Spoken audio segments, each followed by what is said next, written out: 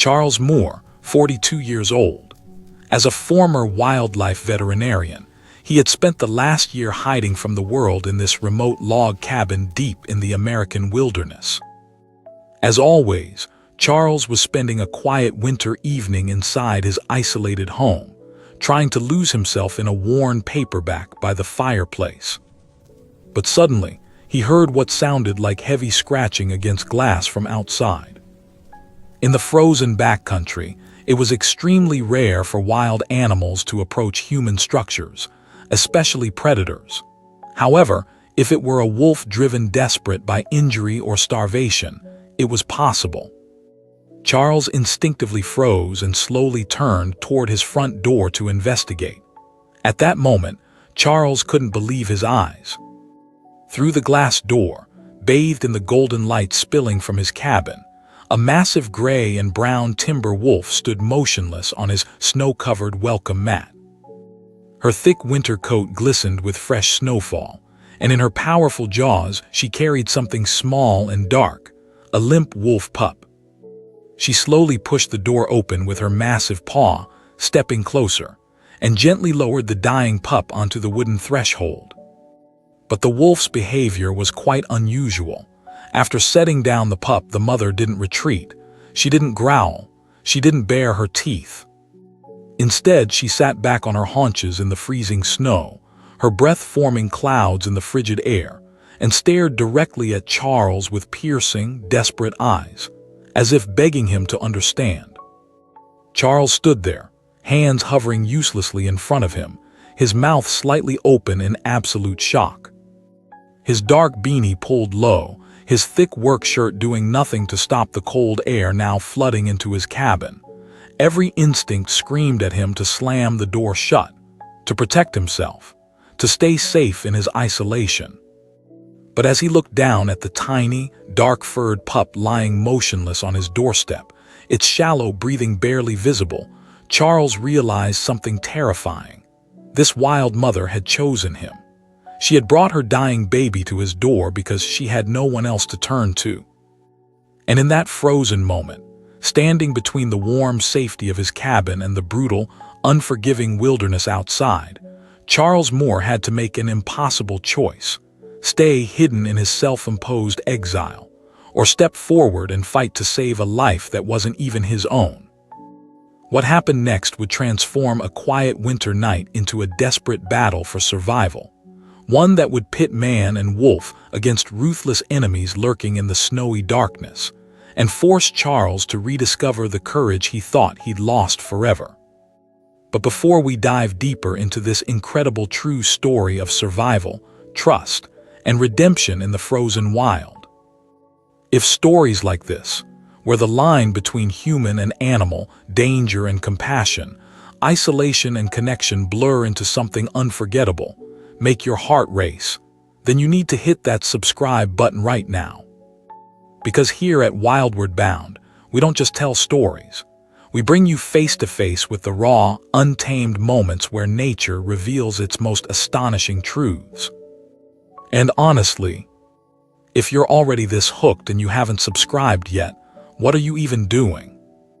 You're going to kick yourself later when you miss the next jaw-dropping story we drop. So do yourself a favor, subscribe now, hit that notification bell, and stay with us until the very end. Because what Charles discovers next, and what that wolf pack does when the poachers close in, you absolutely cannot miss it. Let's continue. Charles's hands trembled as he took a slow step backward, his boots scraping against the worn wooden floor. The mother wolf's eyes never left his face. She didn't advance. She didn't threaten. She simply waited, her massive body still half crouched in the doorway, snowflakes melting on her thick gray coat. The pup lay between them like a terrible question Charles didn't know how to answer. Every rational part of his brain screamed warnings. Timber wolves were apex predators, unpredictable, dangerous. He'd studied their behavior in veterinary school, treated a few in controlled environments with tranquilizers and steel cages between him and those powerful jaws. But this was madness. This was a wild animal bringing her dying offspring into his home, trusting him with something no wolf should ever trust a human with. But Charles had also spent 15 years as a wildlife vet before everything fell apart, before the mistakes, before the guilt drove him to this frozen corner of nowhere. And despite the year he'd spent running from responsibility, some part of him, some stubborn, professional instinct he thought he'd buried, wouldn't let him turn away from a dying animal. He took another step back, creating space. His voice came out hoarse, barely a whisper. Okay, come in." The mother wolf rose slowly to her full height and stepped across the threshold. She moved with cautious grace, her massive paws silent on the floor despite her size. She carried the pup gently in her mouth, her head low, and padded directly toward the fireplace where orange flames crackled against river stone. She laid the pup down on the rug in front of the hearth, then backed away several feet, her intelligent eyes fixed on Charles with an intensity that made his chest tighten. Charles forced himself to move. He grabbed his old medical kit from the closet, a battered canvas bag he'd brought with him but never expected to use again. His hands shook as he knelt beside the tiny pup. The mother wolf's breathing was audible now, heavy and rhythmic, her body coiled like a spring. One wrong move, and those jaws could crush his skull before he even had time to scream. But she didn't attack, she watched. Charles carefully examined the pup under the firelight. The small body was cold to the touch, its breathing shallow and rapid, dark fur matted with blood along the right hind leg. As he gently parted the fur, his stomach turned, a deep laceration, clean-edged and brutal. The signature mark of a steel trap. Illegal in this area, but that had never stopped poachers who made their living in the black market wildlife trade. "Someone did this to you," Charles whispered, more to himself than the wolf. "Someone's hunting your family." The mother wolf's ears flicked forward at his voice, but she remained motionless. Charles worked quickly, falling into the familiar rhythm of triage. He cleaned the wound with antiseptic, his veterinary training overriding his fear. The pup whimpered, a sound so heartbreaking it made Charles's throat tighten, but didn't struggle. He applied pressure to stop the bleeding, then carefully stitched the worst of the laceration, with steady hands that remembered this work even after a year of trying to forget. The mother wolf never moved. She sat like a statue carved from living muscle and fur, watching every motion of his hands, every touch against her baby's body. Her eyes glowed amber in the firelight. Charles could feel her presence like electricity in the air, the raw, primal power of a creature who could end him in seconds if she decided he was a threat. But she didn't. She trusted him, and that trust was somehow more terrifying than her teeth. By the time Charles finished wrapping the pup's leg in clean bandages, sweat had soaked through his shirt despite the winter cold seeping through the cabin's walls. He sat back on his heels, exhaling a breath he didn't know he'd been holding. The pup's breathing had stabilized. Color was returning to its gums. It would survive. "There," Charles said softly, looking up at the mother wolf. "That's the best I can do." The wolf rose and moved forward in one fluid motion. Charles's heart lurched, but she walked past him without hesitation and lay down beside her pup, curling her massive body protectively around the small bundle of dark fur. She licked the pup's face gently, then rested her head on her paws, her eyes half closing in what looked almost like relief. Charles slowly stood and backed away toward the kitchen, giving them space. His legs felt weak, his hands still trembled. He just performed emergency surgery on a wolf pup while its mother watched from 3 feet away. The absurdity of it hit him all at once, and he had to grip the edge of the counter to steady himself. Outside, the wind howled through the pine trees, driving fresh snow against the windows. The storm was getting worse, which meant no one would be coming up the mountain road tonight. He was alone with 2 wild wolves in his cabin, and all he could do was wait. For 20 minutes, There was only the sound of the fire crackling and the wind battering the cabin's log walls. Charles made himself coffee with shaking hands, watching the wolves from across the room. The pup had fallen into what looked like genuine sleep, its tiny chest rising and falling steadily. The mother remained alert, but calmer now, her body language shifting from desperate urgency to protective vigilance. Then everything changed. The mother wolf's head snapped up, her ears pinned back against her skull. A low, rumbling growl vibrated from deep in her chest, a sound that made every hair on Charles's body stand on end. She was staring at the glass front door, her lips curling back to reveal teeth designed to tear through bone. Charles set down his coffee and moved carefully toward the window, his heart hammering. He peered through the glass into the darkness beyond the golden spill of his porch light. At first, he saw nothing but swirling snow and the dark silhouettes of pine trees bending in the wind. Then he saw it, a beam of light cutting through the trees about 50 yards out, then another, and another. 3 flashlight beams moving in coordinated patterns sweeping the forest floor. They were tracking something, following a trail. Charles's blood turned to ice. The blood trail. The mother wolf had carried her injured pup through the snow to reach his cabin, leaving a trail of blood drops that anyone with experience could follow. And now someone had. The beams were getting closer. Charles spun away from the window and grabbed his heavy winter coat from the hook by the door, his mind racing. Hunters wouldn't be out in weather like this. Park rangers would have called ahead or driven up in a marked vehicle, which left only one possibility: poachers. The same ones who'd set the trap that nearly killed the pup. And if they were willing to use illegal traps in a protected wilderness area, they wouldn't hesitate to do worse. He was pulling on his coat when every light in the cabin suddenly died. The fireplace still glowed, but the overhead lights, the lamp by his reading chair, even the small bulb above the stove, all gone in an instant. The generator. Someone had cut his generator. The cabin plunged into semi-darkness, lit only by the orange flicker of the fire. Charles's breath came in short, sharp gasps. The mother wolf was on her feet now, standing over her pup, her growl continuous and menacing. She knew. Somehow, she understood that the danger outside was connected to what had happened to her baby. Charles moved quickly through the darkened cabin, muscle memory guiding him to the closet where he kept his tools.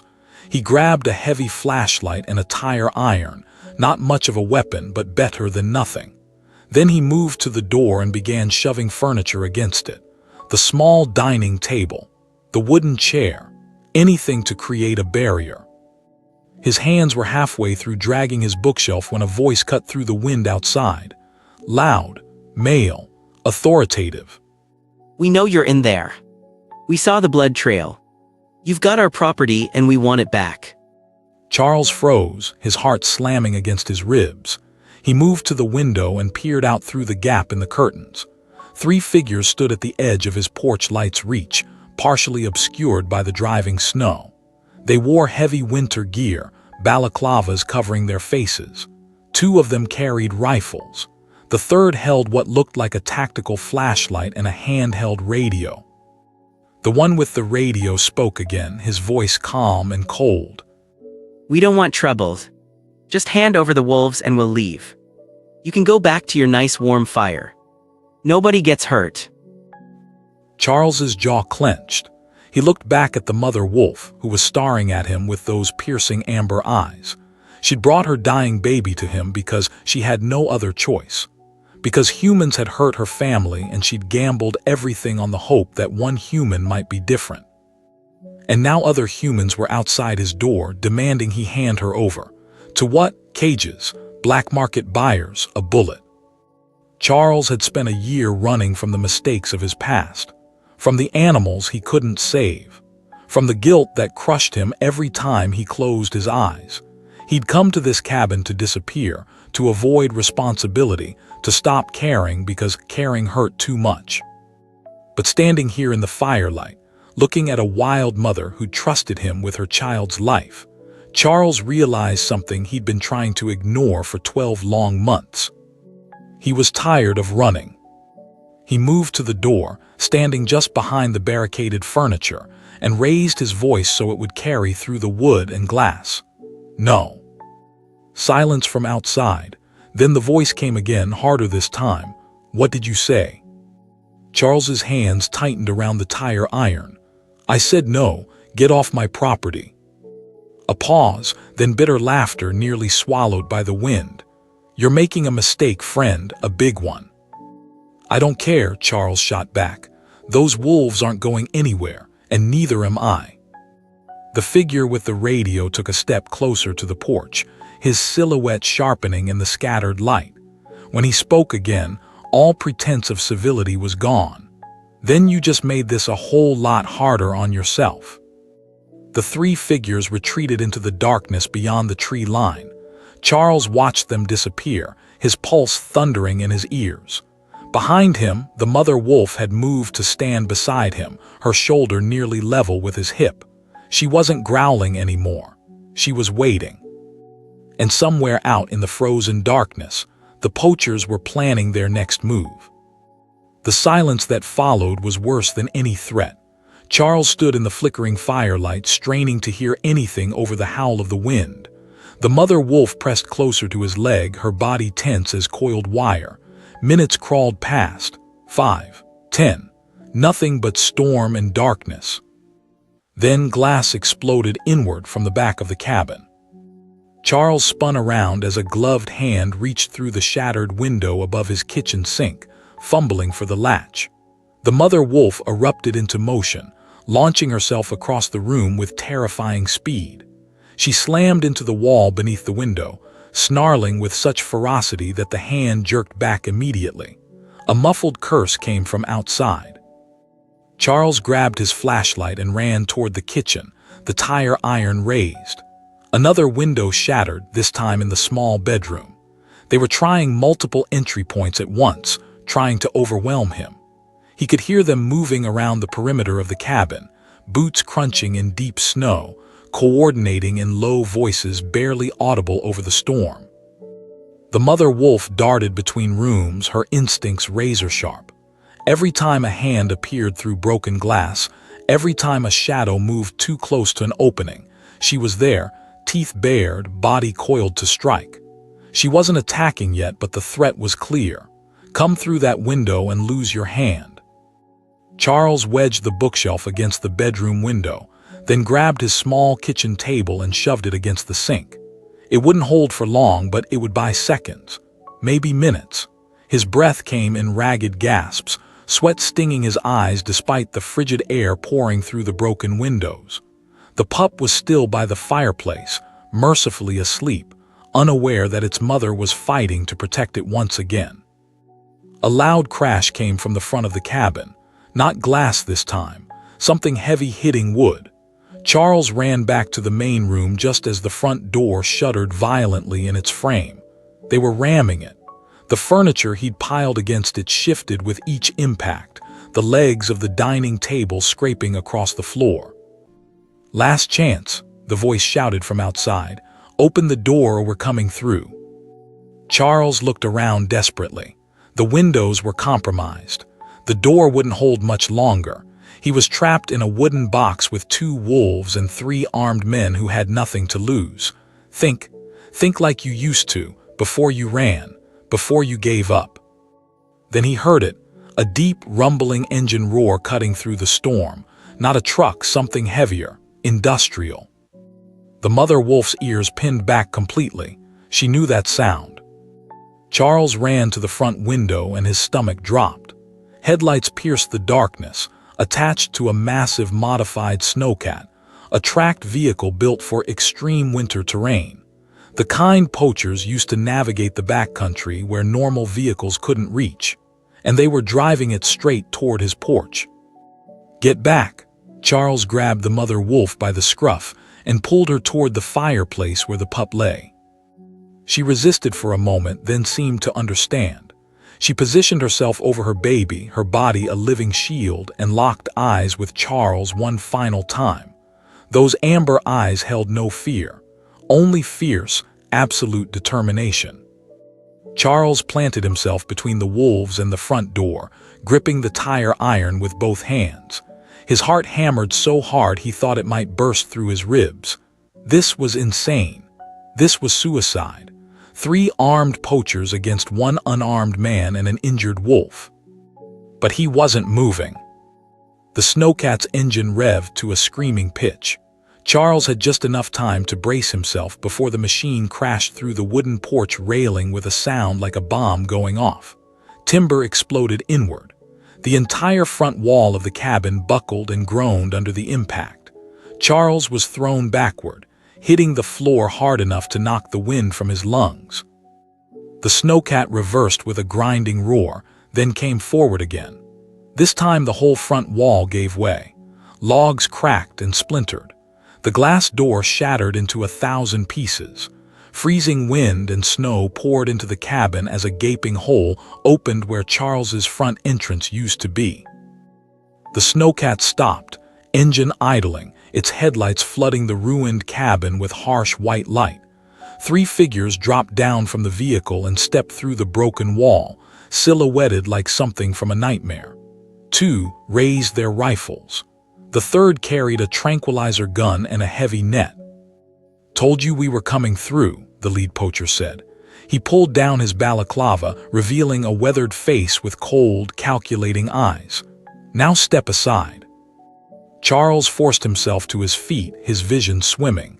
Blood ran down his temple from where he'd hit the floor. He raised the tire iron, knowing how pathetic it looked against their weapons. "No." The man with the tranquilizer gun laughed. "You're gonna die for a couple of animals. You're crazier than we thought." "Maybe," Charles said, his voice steadier than he felt. "But you're not taking them." The lead poacher raised his rifle, aiming it directly at Charles's chest. "Your funeral." His finger started to squeeze the trigger. And then the night exploded with sound.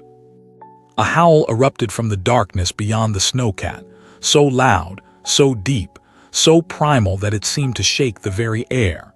It wasn't one voice. It was many. A chorus of rage and fury rising from the frozen forest like the earth itself had found a voice.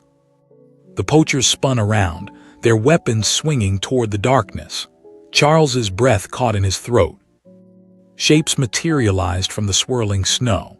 Massive, powerful forms moving with deadly purpose. Wolves. Not 1 or 2, but 6, 7, 8 of them, emerging from the tree line in a coordinated wave. Their eyes reflected the snowcat's headlights like dozens of glowing embers. And leading them was the largest wolf Charles had ever seen, a massive male with a dark coat and scars across his muzzle. The father, he hadn't been killed. He'd been gathering his family. The pack didn't hesitate. They surged forward as one, bypassing the snowcat and pouring through the broken wall. The poachers screamed and fired wildly, but the wolves were already among them. The lead poacher went down under 200 pounds of muscle and fury, his rifle clattering across the floor. The second man tried to run and was tackled from behind, driven face first into the snow. The third dropped his tranquilizer gun and raised his hands, backing against the snowcat in pure terror. The wolves didn't kill. They pinned. They surrounded. They snarled with such menace that the poachers went completely still, their faces white with shock. The large male stood over the lead poacher, jaws inches from his throat, daring him to move. Charles stood frozen, the tire iron hanging uselessly in his hand. The mother wolf rose from beside her pup and walked calmly across the room. She moved past Charles, past the pinned poachers, and stood beside the large male. She touched her nose to his muzzle briefly, a gesture so tender it made Charles's chest ache, then looked back at her pup still sleeping by the dying fire. The message was clear. The family was whole again, and they had come to settle accounts. The poachers didn't move. They barely breathed. They lay in the snow surrounded by wolves whose patience had run out, and they understood with perfect clarity that their lives hung by the thinnest thread. Charles slowly lowered the tire iron. His hands were shaking. His entire body was shaking. The adrenaline that had kept him standing drained away all at once, and he had to grab the ruined doorframe to keep from collapsing. Outside, beneath the howl of the wind, came another sound. Sirens, faint but growing louder. Someone must have heard the commotion, or maybe the poachers had tripped a park service sensor. Either way, help was coming. The large male wolf's ears flicked toward the approaching sirens. He looked at Charles for a long moment, then made a low sound in his throat. One by one, the pack backed away from the poachers. They moved to the fireplace where the mother gently picked up her pup in her jaws. The pack formed around her protectively, then turned as one and flowed back out through the broken wall into the storm. The father was the last to leave. He paused at the threshold and looked back at Charles. There was something in those eyes, recognition, perhaps, gratitude. Then he was gone, swallowed by the darkness and snow. Charles sank to his knees in the wreckage of his cabin, as red and blue lights began to flash through the trees. The state police arrived to find 3 poachers lying in the snow with their hands on their heads, begging to be arrested. They found illegal trapping equipment in the snowcat, along with documentation linking them to a black market wildlife trafficking ring operating across 3 states. They found Charles sitting by his ruined fireplace, a blanket around his shoulders and a faraway look in his eyes. He told them everything: the wolf at his door, the injured pup, the siege, the pack's intervention. The officers exchanged glances that said they weren't sure whether to believe him or call for a psychiatric evaluation. But the evidence was everywhere. Wolf tracks in the snow, blood from the pup's wound, the destruction that could only have come from a desperate fight. And in the end, they believed him, because sometimes the truth is stranger than any lie. 3 months later, on a morning when the worst of winter had finally broken, an early spring sun melted the snow to scattered patches, Charles was rebuilding his front wall. He'd spent the weeks after the attack working with park rangers and wildlife officials, giving testimony that helped dismantle the entire poaching network. The quiet isolation he'd sought had been thoroughly shattered. But he'd discovered he didn't want it back. He was measuring a replacement log when he heard something, a soft sound from the tree line. He looked up and his breath caught. At the edge of the forest, partially hidden in the shadows of the pines, stood the mother wolf, and beside her, walking on 4 strong legs with barely a limp, was her pup, no longer small and helpless, but growing into the powerful predator it was meant to be. Charles slowly set down his tools and stepped toward them. They didn't run. The pup watched him with curious eyes, its dark fur glossy and healthy in the sunlight. The mother sat, calm and regal, and Charles could have sworn she was looking directly at the spot where her baby had nearly died. Then she stood, turned, and melted back into the forest. The pup followed, pausing once to look back at Charles before disappearing into the green shadows. Charles stood there for a long time, something tight in his chest finally loosening. He was about to go back to his work when he noticed something on the old welcome mat he'd placed in front of his temporary door. Something that hadn't been there before. He walked over and knelt down. There, arranged carefully in the center of the mat, was a collection of items: a few perfect pine cones, several smooth river stones, and a single black feather. Gifts, left by creatures who had no concept of gifts, except that they understood debt. They understood that this human had saved their family when he could have turned away, and in whatever way they could, they were saying thank you. Charles picked up one of the stones and turned it over in his hand. It was still warm, as if it had been carried in someone's mouth for a long time. He smiled, the first real smile he'd managed in over a year. He'd come to this mountain to hide from the world, to escape the pain of trying and failing to save lives. But 2 wolves had shown him something he'd forgotten, that the trying mattered, that standing up when it would be easier to walk away mattered, that sometimes the broken things could still protect what needed protecting. Charles looked back at the forest where the wolves had vanished. "You're welcome," he said quietly to the trees, "anytime." The wind carried his words into the wilderness, and somewhere in the green depths, he liked to imagine, A family of wolves heard them and understood.